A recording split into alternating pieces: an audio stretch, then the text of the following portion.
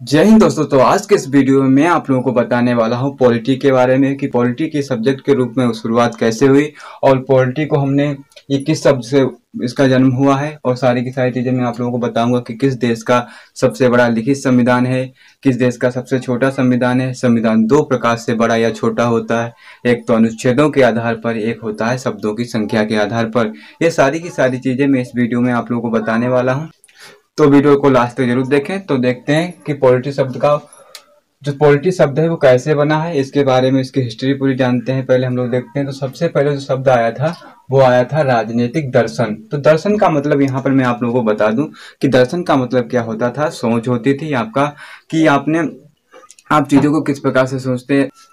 सारे के सारे सब्जेक्टों की या सारे के सारे विषयों की जो शुरुआत हुई है वो सबसे पहले दर्शन से हुई है। जैसे बात करते हैं दर्शन क्या होता है, आपकी सोच होती थी। पहले पहले लोग क्या बताया करते थे कि सूर्य जो है पृथ्वी के चारों ओर घूमता है, लेकिन जब कापरनिकस आया, कापरनिकस ने बताया कि जो पृथ्वी जो है वो सूर्य के चारों ओर घूमती है, सूर्य पृथ्वी के चारों ओर नहीं घूमता है।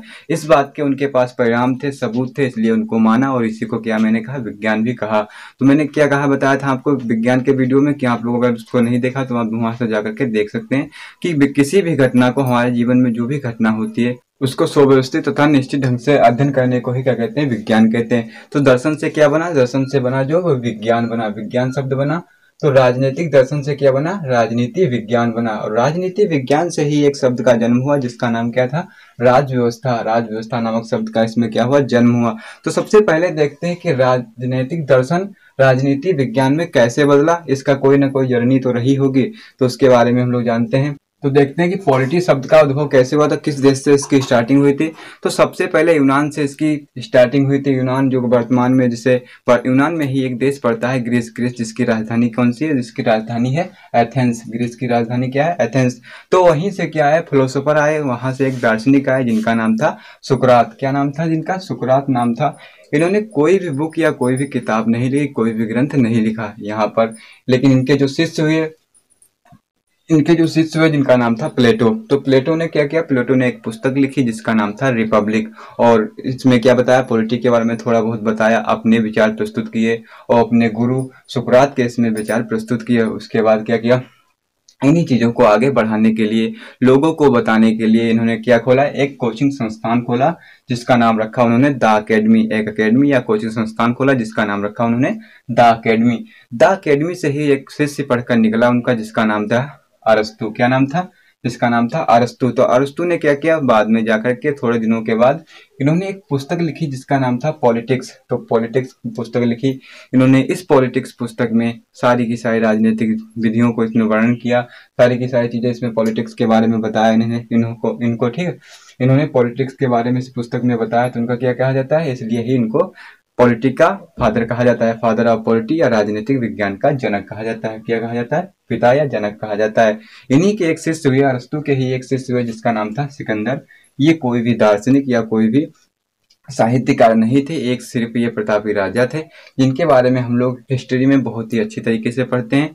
तो यहाँ पर क्या है, ये इनको क्या कहा जाता है, सिकंदर को अलेक्जेंडर तृतीय के नाम से भी जाना जाता है और अलेक्जेंडर द ग्रेट के नाम से भी जाना जाता है, किसे, सिकंदर को। अब बात करते हैं कि यहाँ से हमें क्या क्या मिला कि एथेंस मतलब पॉलिटी की शुरुआत किस देश से हुई, तो यूनान से इसकी स्टार्टिंग हुई। इसके पिता कौन है, तो इसके पिता जो हैं वो कौन है, अरस्तु हैं। अब देखते हैं राजव्यवस्था। तो राजव्यवस्था क्या होता है, राजव्यवस्था शब्द से देखते हैं हम लोग। तो राजव्यवस्था जो है वो दो शब्दों से मिलकर बना है, एक तो राज्य, दूसरा क्या होता है, व्यवस्था होता है। जिसमें राज्य का मतलब क्या होता है, पहले राज्य की परिभाषा आप लोग जान लो कि राज्य की परिभाषा वर्तमान प्राचीन काल में हुआ क्या कि बहुत सारे फिलोसोफर आए, बहुत सारे विद्वान आए, दार्शनिक आए, उन्होंने अपने अपने अनुसार राज्य की परिभाषा बताई, लेकिन कोई भी निश्चित परिभाषा इसकी नहीं बता सका जिससे कि यह पूर्ण रूप से सिद्ध हो जाए। तो क्या हुआ, 1933 ईस्वी में क्या हुआ, मोंटेविडियो नामक कन्वेंशन हुआ 1933 ईस्वी में। ये मोंटेविडियो क्या है, तो ये मोंटेविडियो यह था साउथ अमेरिका की एक मतलब देश पड़ता है जिसका नाम क्या था, उरुग्वे। तो उरुग्वे की ही राजधानी क्या है, मोंटेविडियो। मोंटेविडियो में क्या हुआ, एक सम्मेलन हुआ कि राज्य की परिभाषा निर्धारित करने के लिए। कब हुआ, 1933 ईस्वी में हुआ, इसलिए इसे क्या कहते हैं, मोंटेविडियो कन्वेंशन कहते हैं। लेकिन उसके बाद क्या हुआ, इसमें क्या तय किया गया, किसी भी क्षेत्र को हम राज्य या स्टेट कैसे कहेंगे, तो इसमें क्या कहा गया, इसको बताया गया कि 4 चीज़ अगर किसी भी क्षेत्र के पास हैं तो उसे हम राज्य या स्टेट कह सकते हैं। कौन कौन सी चीज़ें? एक तो उसके पास क्या होना चाहिए, एक निश्चित भूभाग होना चाहिए। दूसरा क्या होना चाहिए, उसके पास पॉपुलेशन या जनसंख्या होनी चाहिए। तीसरा क्या होना चाहिए, उसके बाद सरकार या गवर्नमेंट होनी चाहिए। चौथा क्या होगा आपके पास, उसके पास होना चाहिए संप्रभुता होना चाहिए। क्या होना चाहिए, संप्रभुता होनी चाहिए। संप्रभुता पहले जान लेते हैं संप्रभुता है क्या। तो संप्रभुता ये होता है कि निर्णय लेने की स्वतंत्रता, स्वतंत्र क्या, निर्णय लेने की स्वतंत्रता। किसी भी देश में आंतरिक व बाह्य कारणों के लिए वह अपने आप स्वतंत्र रूप से निर्णय ले सकता है, तो उसके पास वह संप्रभुत्व देश हो जाता है। जैसे कि बात करते हैं अपने भारत के सेंस में इसमें, कि भारत को हम जानते हैं इन्हीं से कि भारत एक राज्य है या नहीं है। चलो यहीं से प्रूव करते हैं कि भारत के पास कोई भी भूभाग है या एरिया है भारत के पास। हाँ बिल्कुल है, भारत के पास बहुत सारा, बहुत बड़ा एक एरिया है, वो है 32,87,263 वर्ग किलोमीटर का बहुत ही बड़ा एक विशाल एरिया है भारत के पास। जनसंख्या की बात करें तो जनसंख्या की अगर 2011 की जनगणना के अनुसार बात करें तो भारत की जो जनसंख्या थी 1 अरब 21 करोड़ थी। कितनी, 1 अरब 21 करोड़ थी। अगर वर्तमान में बात की जाए यूएनओ की रिपोर्ट के अनुसार तो 1 अरब 36 करोड़ है, और कहीं कहीं पर बताया गया है कि 1 अरब 40 करोड़ भी हो गई है।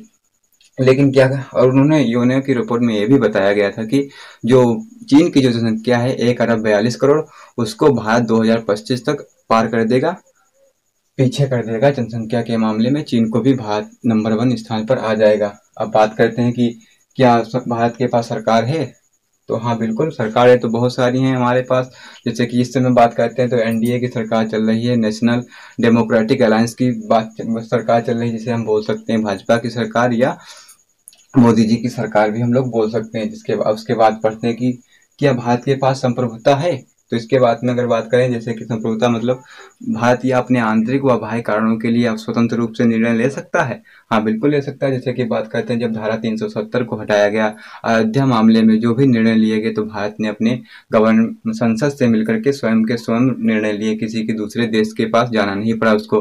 जैसे कि अगर विदेशों में आंतरिक ये तो कारण हो गया, अगर बाह्य कारणों की बात करें, जैसे कि चीन के सारे ऐप्स को प्रतिबंधित कर दिया गया, उसके जो भी ट्रेड होती थी उसके साथ में काफ़ी ट्रेड को रोक दिया गया। तो इसमें क्या भारत ने किसी और देश से समझौता किया, किसी और से देश से मतलब सहायता मांगी, या किसी और से अनुमति ली, कोई किसी से भी अनुमति ना लेकर के अपने आप स्वतंत्र रूप से उसने निर्णय लिया। इसलिए क्या कह सकते हैं, भारत एक संप्रभुत्व देश है। क्या है, भारत के पास संप्रभुता है, या इसे हम एक प्रकार से राज्य कह सकते हैं।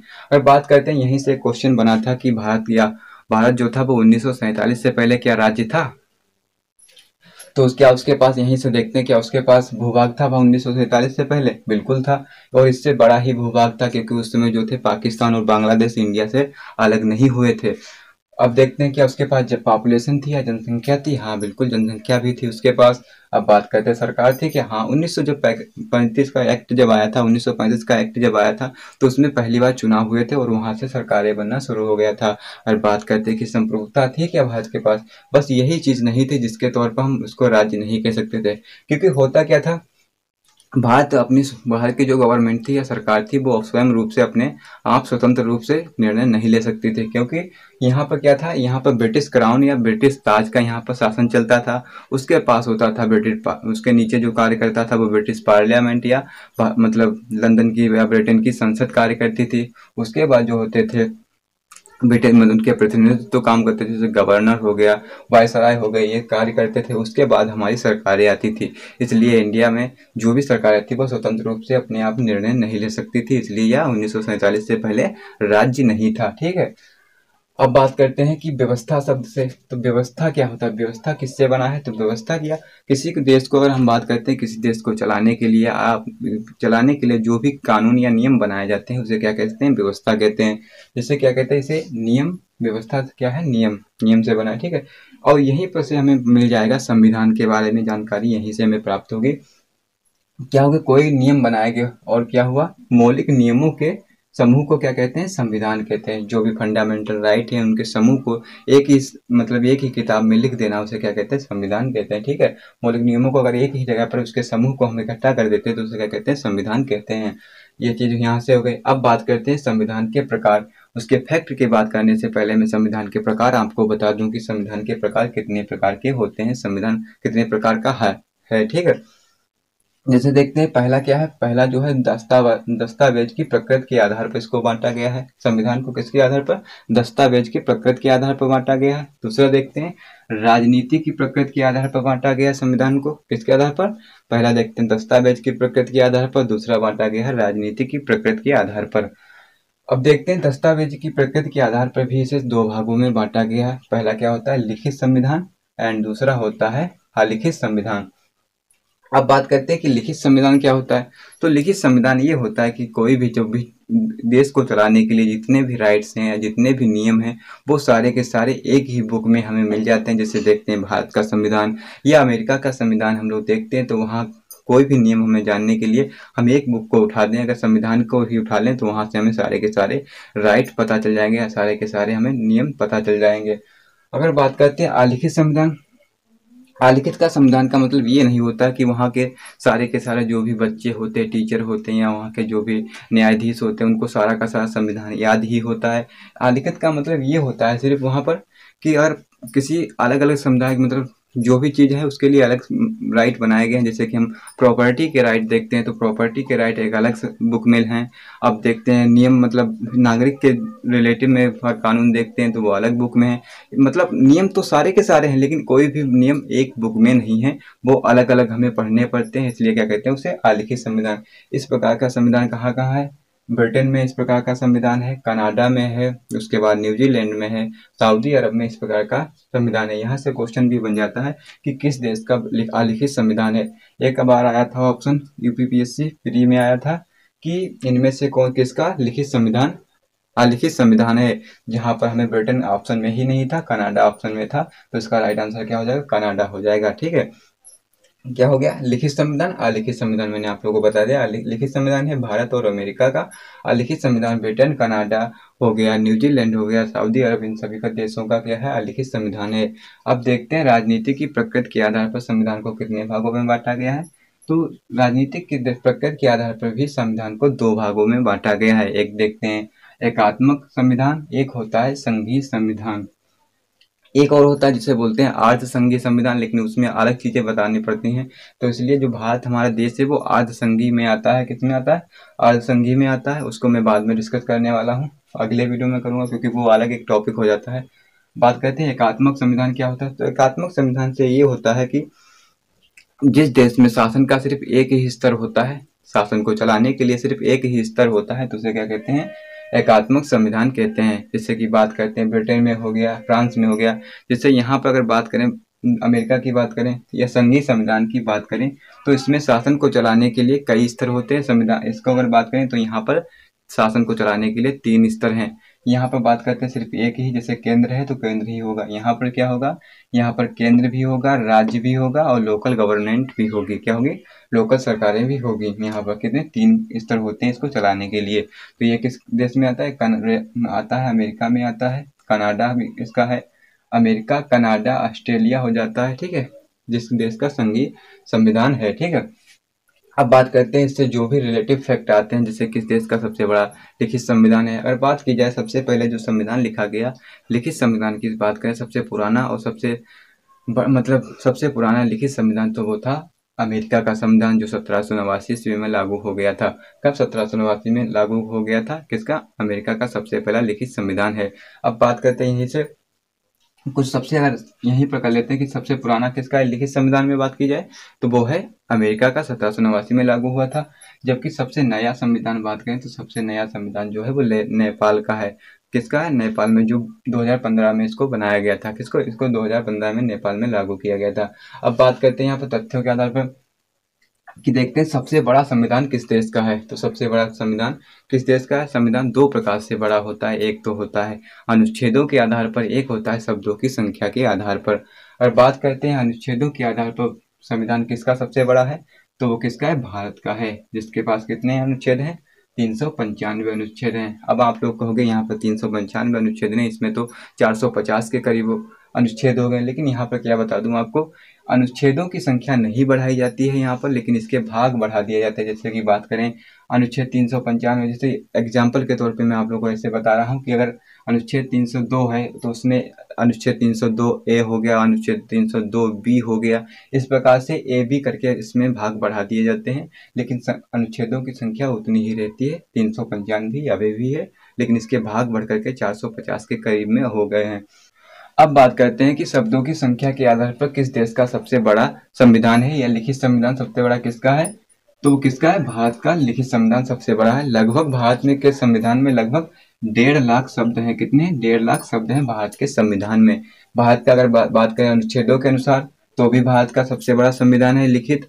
और अब अगर बात करें हम लोग शब्दों के अनुसार तो शब्दों के अनुसार भी भारत का सबसे बड़ा संविधान है लिखित। कम से कम लगभग 1.5 लाख शब्द हैं किसमें, भारत के संविधान में। अनुच्छेद कितने हैं, 395 अनुच्छेद है, लेकिन इसके भागों को बढ़ाकर लगभग इसमें कर दिया गया है, 450 के करीब में है अब वर्तमान में बात करें तो। अब बात करते हैं सबसे छोटा संविधान किस देश का है।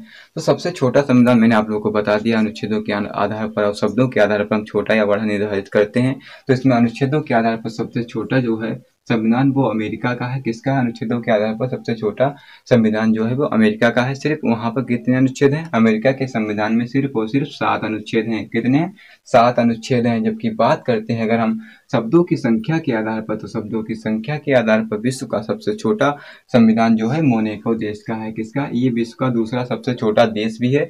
और सबसे छोटा संविधान किसका है, मोनाको देश का है। किसका, इसमें कितने वर्ड हैं या कितने शब्द हैं, सिर्फ और सिर्फ 3814 वर्ड ही इसमें हैं, या 3814 शब्द इसमें हैं सिर्फ और सिर्फ मोनाको के संविधान में।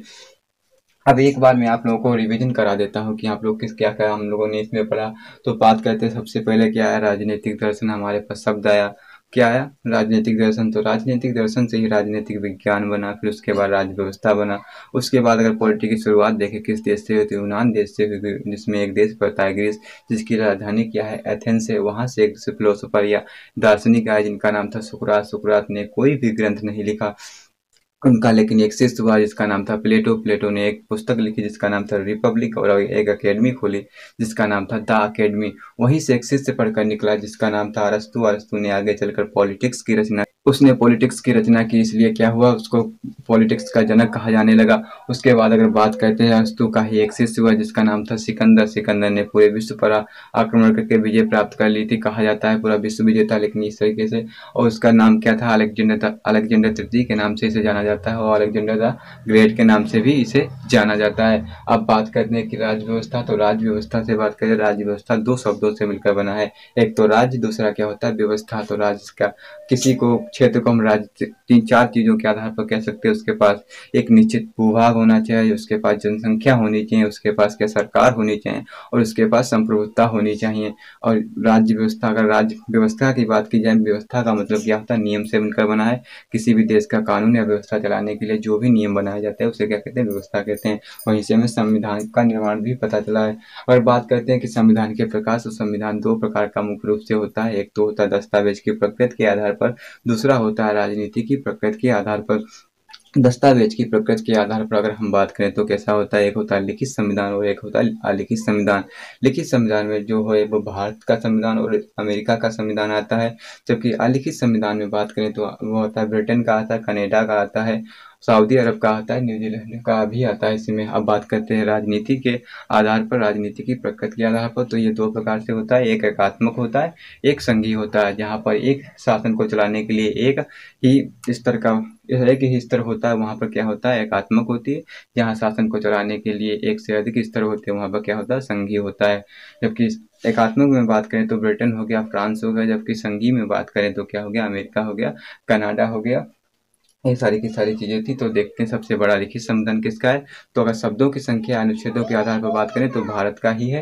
अगर बात करें अनुच्छेदों की संख्या के आधार पर सबसे छोटा तो अमेरिका का है, केवल और केवल 7 हैं। और बात करें सबसे छोटा शब्दों की संख्या के आधार पर तो मोनाको का है जिसके पास 3814 शब्द हैं। तो ये सारी की सारी चीज़ें मैंने पॉलिटिक्स के बारे में आप लोगों को बता दिया और संविधान के बारे में बता दिया। और आगे के वीडियो में आप लोगों को इसके बारे में बहुत सारी चीज़ें बताने वाला हूँ। तो इस अगर आप लोगों को वीडियो अच्छा लगा हो तो लाइक एंड सब्सक्राइब जरूर करें। तो वीडियो देखने के लिए थैंक यू।